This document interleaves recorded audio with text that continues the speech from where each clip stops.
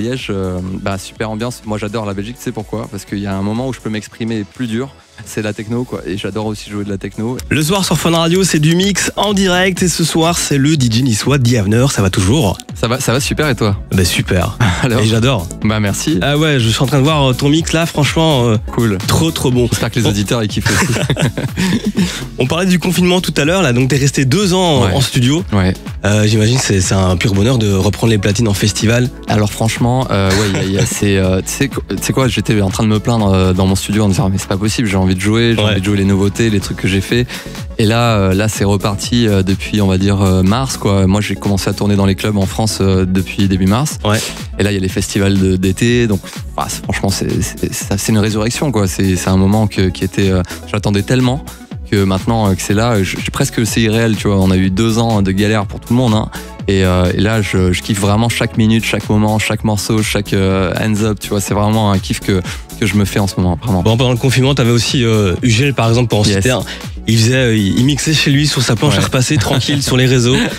J'ai déjeuné avec lui il y a 2 jours. Ouais. Et il me disait, mais c'est trop bien, on a exactement le même truc, quoi. Bah, c'est un super bon pote, on se parle on se fait des petites DM sur Insta. Cool. Et on écoutera aussi son mix bientôt dans Hot Summer Mix. Super mec. Et d'ailleurs de Marseille aussi. Ouais, de Marseille. Du Sud, t'as vu. Toi, t'as commencé à 6 ans, piano. Ouais. T'es musicien de base. Ouais, j'ai commencé. T'as fait le conservatoire aussi. Exactement. C'est un truc académique, mais c'est un truc qui m'est cher parce que ça m'a permis vraiment de découvrir la musique au sens large. J'ai appris j'ai fait 9-10 ans de piano classique. Donc je suis sorti de là à 15 ans, je connaissais pas Dr Dre, je connaissais pas U2, tu vois, j'étais là, et puis j'ai découvert ça d'un coup. Et t'as vraiment appris et là, ça a été instrument par instrument. Ouais, et là ça a été surtout la découverte de la pop derrière toutes ces 10 années de travail académique. Et là, j'ai dit, putain, mais c'est génial, quoi, c'est extraordinaire, il faut faire un truc là-dedans. Et j'ai commencé à m'intéresser au milieu du DJing à 15-16 ans et j'ai pris le virus et voilà, c'est parti comme ça. T'avais quoi, t'avais 16 ans, 15 ans 16 ans, si tu veux, je me rappelle, je passais mon brevet. Je suis né en début d'année, j'ai pas redoublé. Mais donc j'ai passé mon brevet et je me rappelle, ma maman, elle me disait, si tu veux, je te fais un beau cadeau pour ton passage au lycée. Et et à la base, moi je voulais une Vespa parce que tu vois, tous mes copains ils avaient un petit scooter et tout. J'ai dit je veux un scooter. Et puis j'ai découvert des vidéos sur internet. Il y avait Carl Cox, DJ Qbert, c'était les DMX, les championnats de scratch. Tu sais, ça fait comme ça. Et j'ai dit je veux faire ça. Et elle m'a dit c'est moins risqué. Franchement, je préfère te prendre des platines. Donc il n'y a pas besoin d'assurance. Donc j'ai commencé là-dessus. Je me suis entraîné comme tout le monde, hein, dans le mur de la chambre. Et vous faisiez tous du son en fait après les cours. Je pense à Dorian et César, au Funback. Eux, ils se voyaient après les cours au lieu de jouer sur la PlayStation. Tout le temps.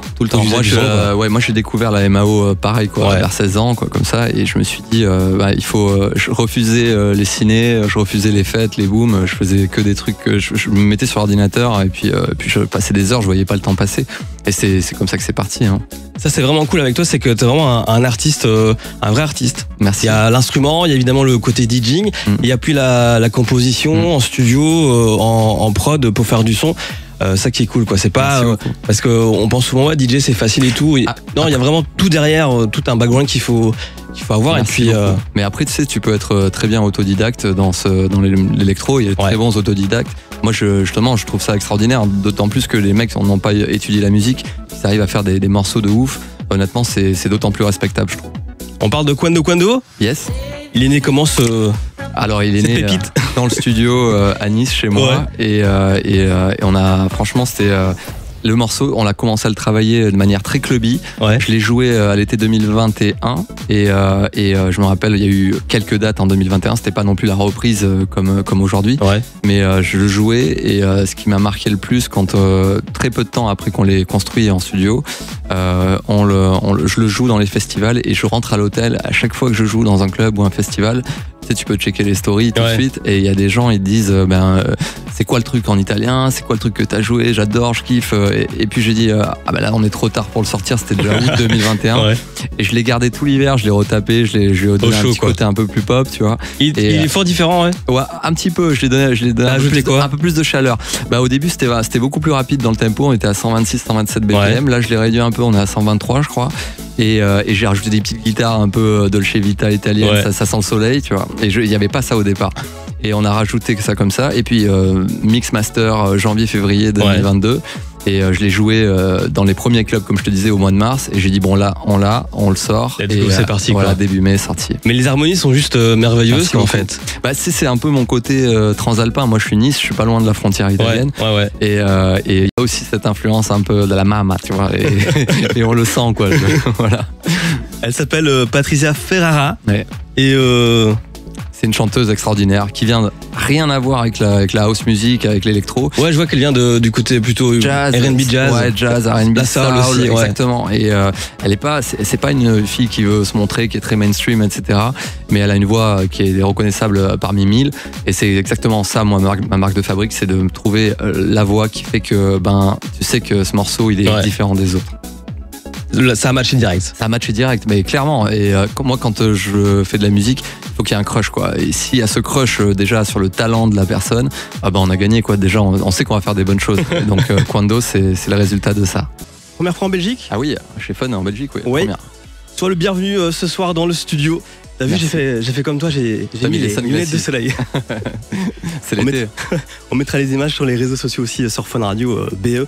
Diavner, tu viens pour nous parler de Quando, ce titre qui est juste mortel. Merci. On écoute un petit extrait. Plein de soleil. Yes. Ah, c'était le but. Et d'abord, on t'a connu avec ce titre-là. En 2016. Ouais. Et tu sais quoi, je l'écoute encore en boucle. C'est vrai ? Ouais, il est trop bien. Ça fait plaisir. Raconte-nous un petit peu comment ça s'est passé pour ce titre-là. Écoute, celui-là ou le nouveau ? Celui-ci d'abord.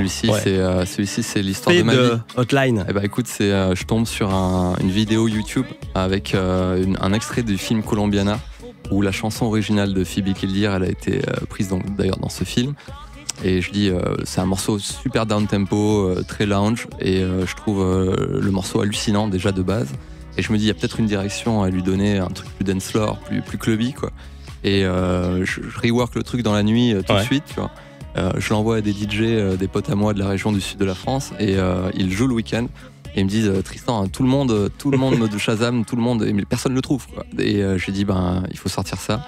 Et le morceau, il a cartonné dans une trentaine de pays, je crois, numéro 1. Ouais, c'était numéro 1 en Allemagne, en Autriche, en France, chez nous aussi en Belgique. C'est ouf. Et tout a démarré, tout a décollé en fait avec ce morceau-là. Tout a changé. Ouais. Ta carrière de DJ, et puis un premier album. Yes, le premier album. Le tout premier. Ouais, en janvier 2015. Wanderings of Diavner. Et puis le deuxième, grosse pépite que j'ai écouté aussi en boucle, qui s'appelle Heaven.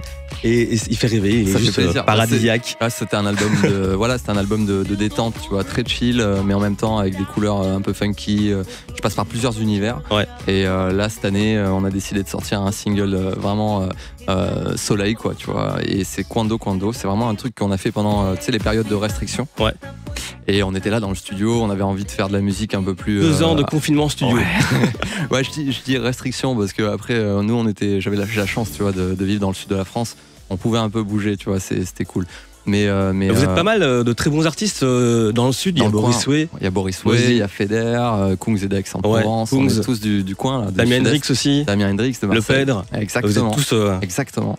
C'est tous des copains, donc c'est cool on a une beau vivier de DJ. C'est cool parce qu'à l'époque, tu avais les meilleurs DJ, ils venaient tous de Amsterdam, Breda, etc. Il y a eu la période Nantes aussi, tu sais, les C2C, les trucs, etc. Et là, c'est le sud-est, c'est cool. On est vraiment bien là en studio, lunettes de soleil.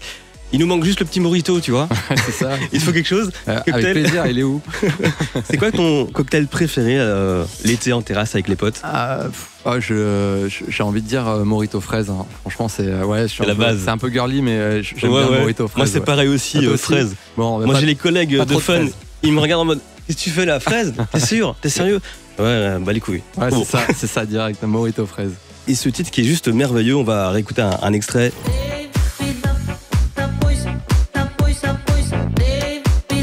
On l'adore le jouer sur Fun Radio. C'est quoi les retours belges que tu as avec ce titre? Bah écoute, j'ai de la chance, je joue en Belgique là, c'est samedi 30 juillet, donc à Spa, Francorchamps. Donc il y a plein de gens qui attendent que je le joue pour la première fois parce que pour l'instant j'ai pas joué encore en Belgique cette année, donc c'est la toute première fois. First time. Et donc, alors ça va être une surprise, je sais pas. Ils t'ont raconté un petit peu le public belge, que ce soit Kungs ou quoi, Boris Way? Ouais, mais tout le monde. Mais quoi? moi je suis déjà passé par les Franco de Spa il y a quelques années.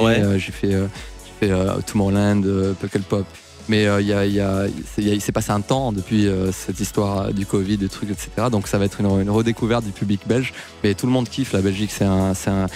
Non mais en fait je dis une bêtise. Attends, j'ai joué au Réflecteur ici à Bruxelles. Mais oui. Mais non. Il y a 2 mois de ça. Et c'était la folie. Et mais en plus cette salle je l'adore. C'est une toute petite salle ici c'était pas à Bruxelles. Rappelle-moi la ville où cette salle elle est. Réflecteur, il est où? Non, le Réflecteur. Hein? À Liège, voilà, c'est à Liège. Ah oui, le Liège, ouais, bon, c'est pas si loin. Et ben, franchement, super ambiance. Et ben, comme d'hab. Heureusement qu'on a une Liégeoise dans le studio. Ouais, voilà. Merci. Non, là, j'allais me faire taper sur les doigts. Et non, et à Liège, super ambiance. Moi, j'adore la Belgique. Tu sais pourquoi? Parce qu'il y a un moment où je peux m'exprimer plus dur. C'est la techno, quoi. Et j'adore aussi jouer de la techno. Et je sais qu'au bout d'une heure de set, je peux arriver à des trucs que je pourrais pas forcément faire. T'as une liberté artistique. Ouais.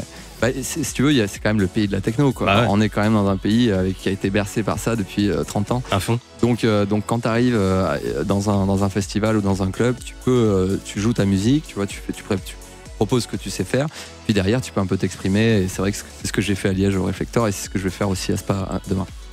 Au début, tu jouais pour 50-100 personnes là, à Nice, dans des petits clubs. J'imagine que tu jouais pas forcément ce que toi t'avais envie de jouer. C'est la meilleure école. Ouais. C'est la meilleure école parce qu'il y a plein de styles musicaux que je découvrais en même temps que je le proposais en tant que DJ. Ouais. À savoir la funk, la disco, même le hip-hop. Je faisais 2-3 sets de hip-hop dans la soirée, de minuit à 5h. Donc c'est des trucs que maintenant je fais plus. Mais voilà, je suis passé par tous les styles de musique et ça permet d'ouvrir tes oreilles, d'être assez ouvert d'esprit pour pouvoir continuer à faire de la zik et pas toujours faire la même chose, pas la même recette et changer un peu à chaque fois. Il y a un mec qui t'a apporté une expertise. Juste ce qu'il fallait, t'es resté 3 jours avec lui en studio au States. Tu parles de qui? Tu parles de quelqu'un? Ouais. C'est Bob Dylan. 4 Grammy Awards. Ah ouais, c'est Bob Dylan, ouais, bah oui. Écoute, ouais. C'est passé comment en fait, la si tu rencontre veux, il y a eu d'abord un mail, tu sais, ça se passe toujours par manager, etc. Il faut quand même souligner, il a bossé pour Lana Del Rey, Madonna, Beyoncé. Ah oui, alors là on parle d'un des plus gros écrivains de musique pop américaine. Et oui, j'ai rencontré cette personne, c'est extraordinaire. J'ai été, si tu veux, accueilli dans son studio où, si tu veux, il y a toute l'histoire de la musique électronique de par les synthétiseurs, où il y a toutes les machines depuis les années 60. Donc quand tu rentres là, tu sais chez qui tu te trouves, quoi, chez un mec qui a écrit pour tout le monde. Et j'ai eu la chance de pouvoir bosser avec ce mec-là. Bon voilà, il y a eu ça, mais il y a eu plein d'autres rencontres quand j'étais aux États-Unis. Voilà, il y a tellement de bons souvenirs comme ça. Et voilà, c'est un truc que j'aimerais bien refaire en 2023, rebosser là-bas, quoi, un petit peu. Ce mec-là a plus de 40 ans de carrière. Ouais. Et ça t'a influencé dans ta manière de produire là quand t'es rentré? Disons que c'est plus dans la manière de construire une chanson, la construction pure et dure, l'écriture qui moi me manquait un petit peu. Et c'est comme ça que j'ai appris. C'est vrai qu'il y a une gymnastique aux États-Unis qui est incroyable pour les mecs qui écrivent des chansons. Ils ont une ferveur vraiment prononcée et c'est vraiment les patrons de la pop. Donc aujourd'hui, quand tu vas bosser là-bas et que tu as des mecs qui ont ce type de carrière, c'est automatique que tu ressors avec un panier chargé, tu vois, avec des infos, des connaissances, etc. Ça va hyper vite. T'as plein de vidéos sur YouTube qui traînent, Jean Dedmos en studio chez lui, tu reçois des claques. Ouais, c'est fou. Il te fait ça en... C'est extraordinaire. Mais c'est ça que j'adore dans ce métier parce que ça évolue en permanence. Tu t'arrêtes jamais à un truc, t'as toujours une marche à gravir pour apprendre encore et toujours te parfaire. Bon là on imagine, on est en immersion totale virtuelle, on est dans le studio de Dievner. Ouais. Ça se passe comment? Ça se passe déjà. Alors je règle bien mon siège, tu vois. Ouais. Je me mets bien dans le siège. Il y a des instruments? Ouais, il y a des claviers, beaucoup de claviers. Moi, des machines? Il y a des boîtes à rythme, des cartes son, des micros, des trucs. Mais tu sais, après, ça, c'est bien, tu vois, de pouvoir s'offrir ce genre de matériel. Mais finalement, j'ai envie de dire, s'il y a des jeunes producteurs qui nous écoutent, le top, c'est de pouvoir se servir à 100% de ce qu'on a. Déjà, avant de pouvoir commencer à acheter des nouveaux claviers, des nouvelles machines, des nouveaux trucs. Je vois des mecs hallucinants, ils sont dans leur cuisine avec des casseroles, avec mais il y a les meilleures chansons, tu sais, je parle d'un exemple, mais la chanson I Found Love avec Rihanna et Calvin Harris, ils l'ont produite dans une caravane. Ah ouais? Et avec un laptop et un petit clavier de 24 touches. Donc si tu veux, il y a des trucs comme ça qui s'expliquent pas. Quand t'as une alchimie qui se passe, elle y est, qu'elle te des machines ou pas, c'est pareil. Voilà. T'écoutes de tout toi en studio? Qu'est-ce qui t'inspire là Là j'ai été vachement étonné de l'album de Drake.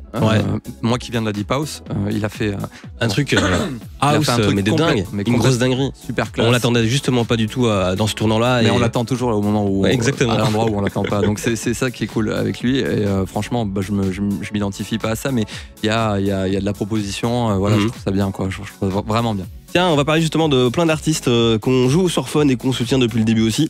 T'en penses quoi de Purple Disco Machine? Purple Disco Machine, je le connais, je connais sa zik et ses reworks, ses remixes depuis 2011. Tu vois, je joue des Purple Disco Machine et quand j'ai vu c'était automatique que ça allait exploser pour lui, c'était sûr. Parce que les reworks qu'il propose depuis 2011, à chaque fois je les joue et à chaque fois ça marche sur le dance floor. Quand ça marche sur le dance floor, ça marche en radio, ça marche partout. Pour moi, c'est la clé.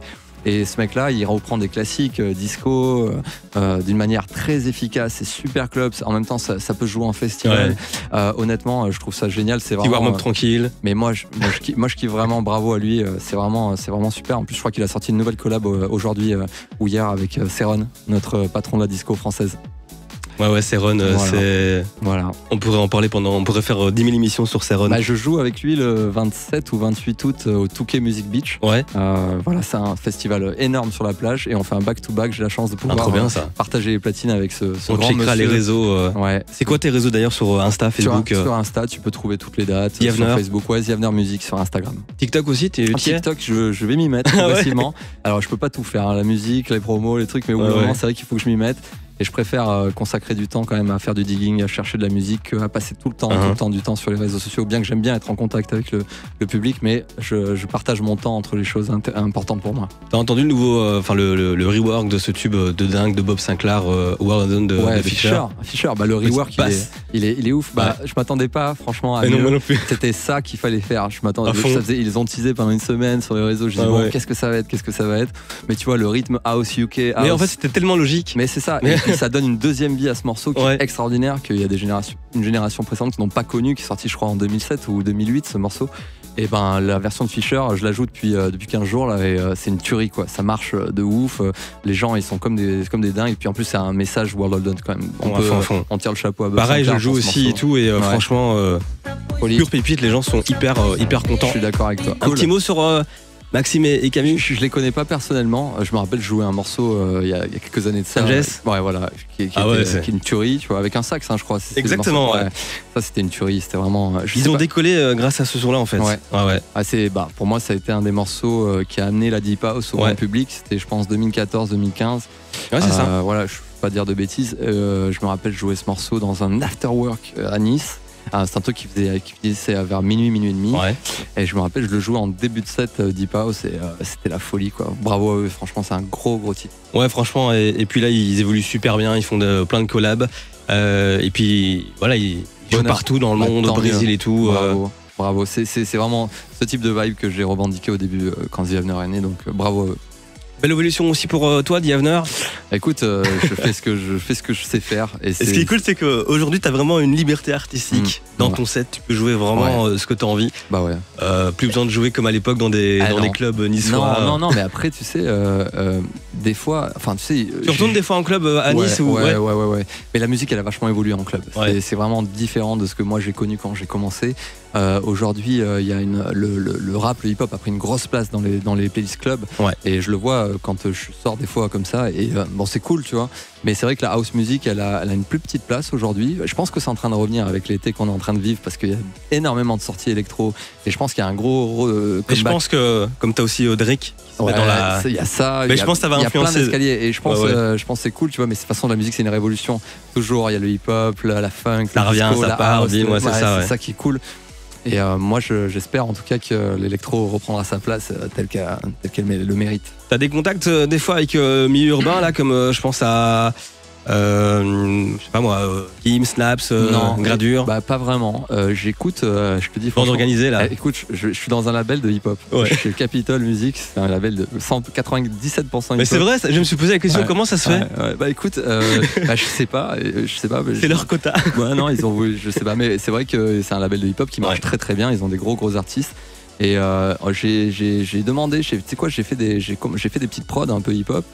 J'ai demandé à mon label manager d'envoyer un peu les prods. C'est dans les tiroirs. Ouais, pourquoi pas, tu sais, il y a des trucs, c'est des instrus, quoi. Il n'y a pas de voix, il n'y a rien. C'est des petites prods de 2 minutes à low tempo, quoi. Et pourquoi pas faire une collab. Moi, je suis vachement ouvert. Mais après, il y a des artistes que j'aime, d'autres que j'aime un peu moins. Donc voilà, moi, j'aime bien l'artiste, tu sais, Vald, c'est ça, Vald.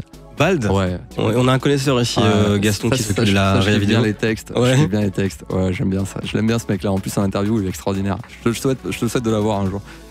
Bah, franchement, déjà, je vais demander à Gaston, qui est hyper fond urbain ici, ça cartonne. Il fait des clips vidéo en plus pour milieu urbain, les artistes belges. Ouais, j'irai venir voir dans ton Spotify. Ah bah. J'irai écouter ça. C'est cool. Bon, Andy Havner, t'es ici chez nous ce soir sur Fun Radio après 2 ans de confinement. T'es de retour avec ce titre aussi. Quando. Un petit mot sur la chanteuse. Ah bah écoutez, Date est là, envoyez les messages. Patricia Ferrara sur Instagram, elle est célibataire. Ah ouais? À son numéro? Non, je suis célibataire pas. Aussi. C'est vrai? Ouais. Bon bah voilà. Imagine le mec qui vient, Tinder, bim, ça fait. Je te donnerai son numéro. Ouais, bah ça marche. C'est cool.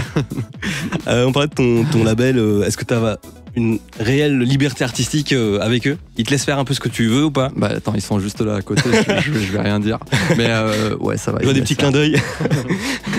Non, bah écoute, je pense que le plus grand, la chose la plus importante entre un label et un artiste, c'est de se faire confiance. Ouais.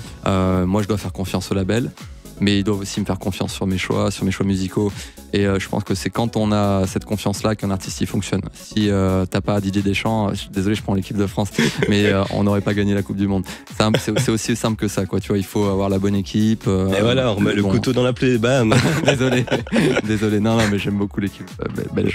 T'inquiète. Mais c'est vrai que voilà, on a ce truc-là. Il faut qu'il y ait ce truc-là. C'est important d'avoir cette confiance artistique. Humaine aussi, et tant qu'il y a ça, on peut faire de grandes choses.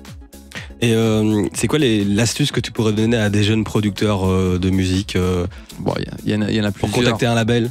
Pour contacter un label, franchement, ça n'a jamais été aussi simple de contacter un label aujourd'hui. Est-ce qu'aujourd'hui, un label, c'est important de signer sur un label, ou est-ce qu'on peut déjà c'est toujours important balancer des sons? Un label, ça va te permettre de distribuer ta musique sur les plateformes, sur iTunes, sur Spotify, Deezer, etc. Donc si tu distribues ta musique via un label, ils ont les filons pour pouvoir t'insérer correctement dans les bonnes playlists, les choses comme ça. C'est vrai qu'ils ont. Après, moi ce que je dis, l'astuce numéro 1, c'est de faire ce qu'on aime. Tu vois.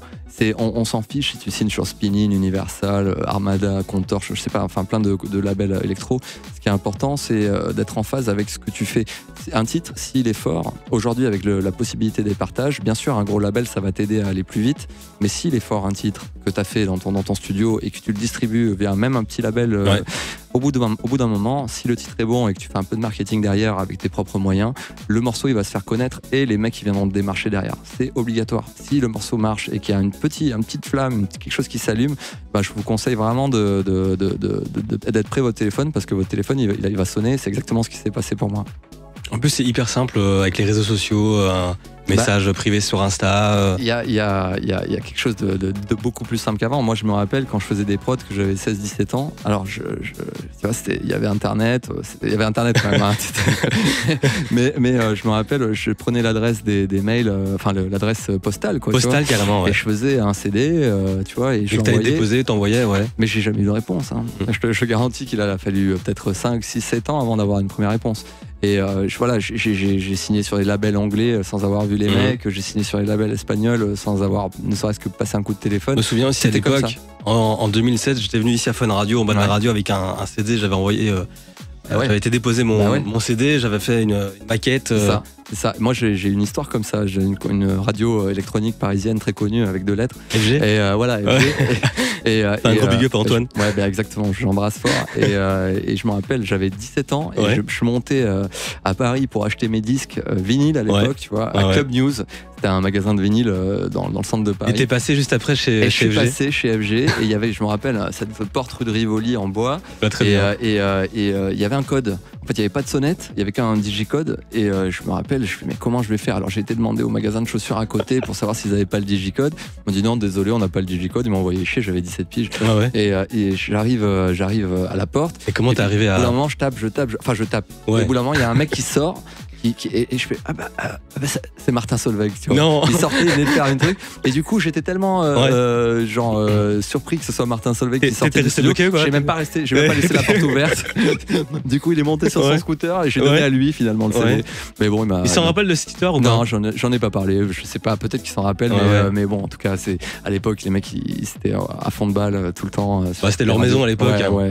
Mais voilà, bon après maintenant je suis invité chez Antoine à Radio FG, donc je suis content. C'est cool. Ouais, on lui fait un gros big up. Tristan, les 3 meilleurs sons de cet été 2022, c'est lesquels pour toi? Vraiment les 3 meilleurs. Ah écoute, j'ai envie de dire, il y a un remix que je joue beaucoup de la Swedish en ce moment, c'est le remix de Mujo.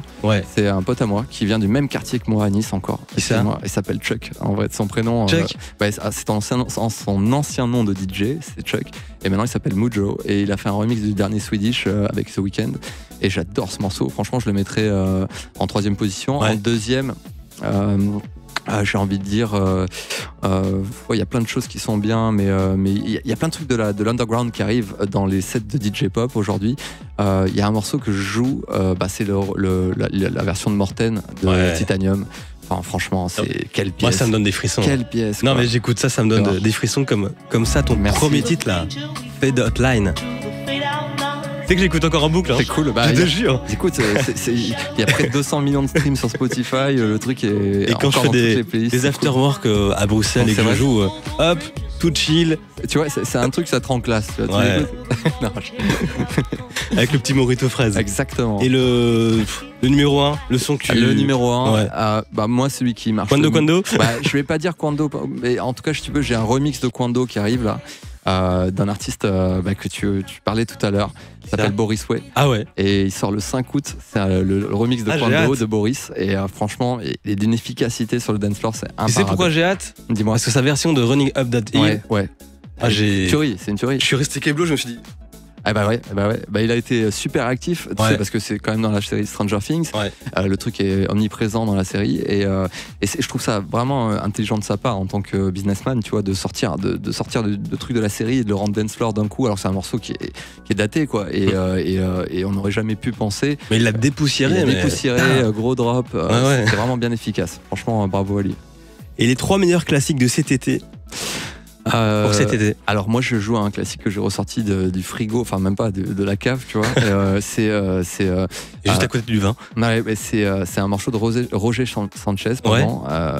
Ouais, Sanchez. Tu connais? Ouais, bien sûr, mais le titre Chance. Non, c'est Another Chance. Oui, c'est ça, Another Chance. Je ressors du placard, tu vois.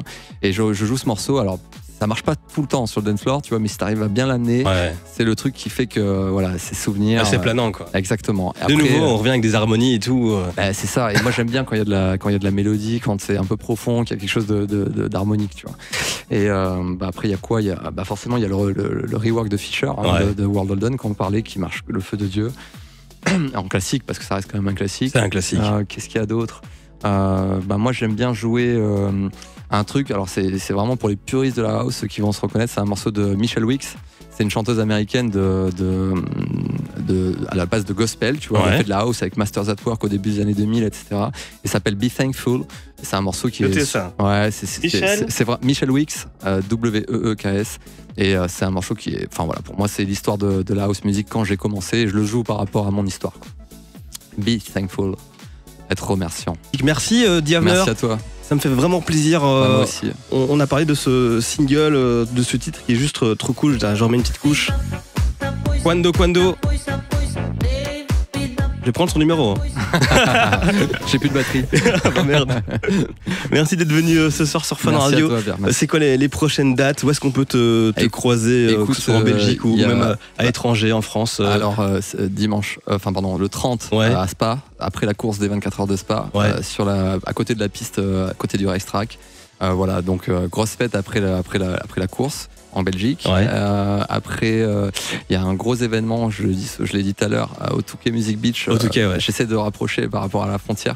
Touquet Music Beach, c'est vraiment top. C'est quoi le line-up là-bas? Alors, il y a Kungs, il y a tout le monde, enfin, il y a tout le line-up de la French Touch. Ouais. Donc, et moi, je fais un B2B donc avec Céron. Ouais. Donc voilà, je vous donne rendez-vous, c'est fin août, 27 ou 28, je ne veux pas me tromper, mais toutes les dates sont sur l'Instagram, The Avenir Music sur Instagram. Et l'étranger, toujours un petit peu. Toujours. Ouais. On a pris beaucoup de dates en France ouais. cette année parce qu'on savait pas trop. Au mois de janvier-février, quand le téléphone il a sonné, on et là, en plus avec les avions qui restent parfois à terre. Mais il y a une tournée en Asie fin novembre. Ouais. Trop Asie cool. du Sud-Est, Singapour, Vietnam, Thaïlande. Enfin voilà, des gros allez, endroits. on y va. Allez, je viens avec. Et en plus, c'est vachement fun là-bas. Et voilà, donc. T'as déjà été là-bas? Ouais, j'y vais souvent. J'y vais souvent me requinquer, recharger les batteries. Et puis là, j'y vais pour jouer pour une fois. Donc c'est vraiment le public cool. là-bas, c'est quoi? C'est super ouvert d'esprit, quoi. Et tu leur joues ce que tu veux, ils sont contents. C'est vraiment, ils sont contents que tu viennes les voir, quoi. Donc c'est vrai que quand tu dis que tu viens d'Europe, de France et tout. Il y a un vrai, il y a une vraie envie de vouloir découvrir, tu vois. Ils n'ont pas forcément la chance de pouvoir voyager vers chez nous. Nous, on va les voir chez eux et voilà, tu sens cet échange. Moi, j'aime beaucoup la mentalité sud-asiatique. On se sent bien là-bas. Est-ce qu'il y a un son là avant la fin de l'année 2022, une grosse collab qui... Ouais, il y a des trucs qui vont sortir. J'espère pouvoir sortir un single à la mi-novembre, on va voir. Mais sinon, un album certainement en 2023. Et quoi, single avec un DJ? Pas forcément, mais je t'en parlerai. Il y a plein de choses dans la machine. J'ai pas encore fait mon choix, pour être honnête. On connaît bien? Certainement. Français? Francophone. Voilà. Bon, les amis, restez branchés sur Fun pour le découvrir avant la fin de l'année, quoi. Avec plaisir. Ouais. Tu reviendras? Avec plaisir, mais quand tu veux. Tu viens quand tu veux. Et ce qui serait cool, c'est qu'on fasse une teuf après où on part dans un club et tout. Mojito fraise. Ouais, Mojito fraise. Allez, c'est bon.